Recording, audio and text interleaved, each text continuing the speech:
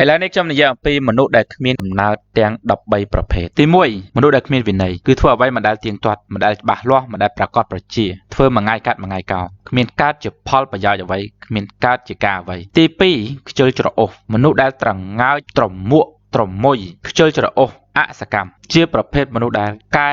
រុញច្រានមិនស្ទុះមិនដោះមិនឡើងជាក្របពូជក្តៀបជាក្របពូជស្វិតជាក្របពូជស្អុយទី3មនុស្សដែលមិនសិក្សារៀនសូត្រជាមនុស្សដែលមិនរកចំណេះដាក់ខ្លួនរកសមត្ថភាពដាក់ខ្លួននិងមិនខិតខំប្រឹងប្រែងអភិវឌ្ឍខ្លួនទេចេះប្រមាណធ្វើប៉ុណ្ណឹងធ្វើតាមតែក្បាច់ដ៏ចាស់គំរិលដែលវាហួសសម័យឬដែលវាខុសកលៈទេសៈទី4មនុស្សដែលមិនព្រមផ្លាស់ប្ដូរទម្លាប់អាក្រក់ចេញជាមនុស្សដែលគិតតែពីរឿងសន្សំទម្លាប់អាក្រក់ដែលជាទម្លាប់បំផ្លាញខ្លួនឯងទី5មនុស្សដែលមានលេសដោះសារដែលពូកែរកហេតុផលមកការពារខ្លួនហើយពូកែបកស្រាយតែមិនពូកែដោះស្រាយមិនពូកែធ្វើទី6មនុស្សដែលខ្ជះខ្ជាយអ្វីគ្រប់យ៉ាងខ្ជះខ្ជាយអាយុជីវិតខ្ជះខ្ជាយពេលវេលាខ្ជះខ្ជាយទ្រព្យសម្បត្តិខ្ជះខ្ជាយធនធានទី7មនុស្សដែលមិនចេះរៀងចាលក្នុងរឿងដែលអាក្រក់គឺនៅតែធ្វើអាក្រក់ដដែលរហូតដល់សេចក្តីអាក្រក់ហ្នឹងវាដុះជាគ្រាប់ពូជក្នុងខ្លួនបំផ្លាញខ្លួនស្ទើរតែខ្សិនខ្សៃ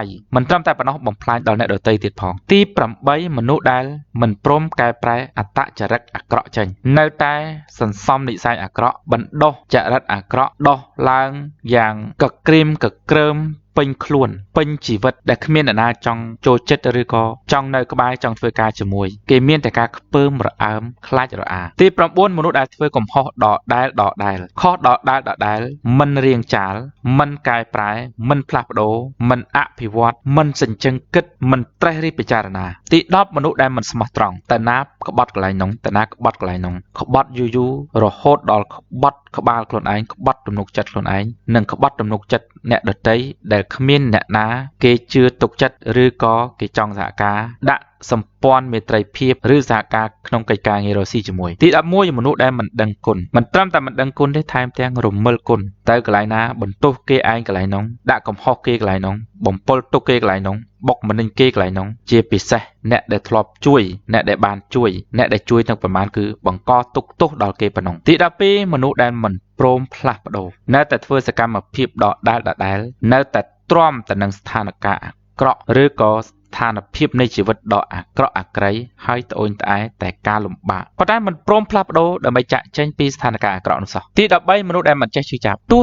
ជាគេមើលស្រាលមើលងាយពេបជ្រាយធ្វើទុកមុខម្នេញបំពៀបំពៀនឈ្លានពានបោកប្រាស់កុហកមកលើខ្លួនយ៉ាងណាក៏ដោយក៏នៅតែទ្រាំ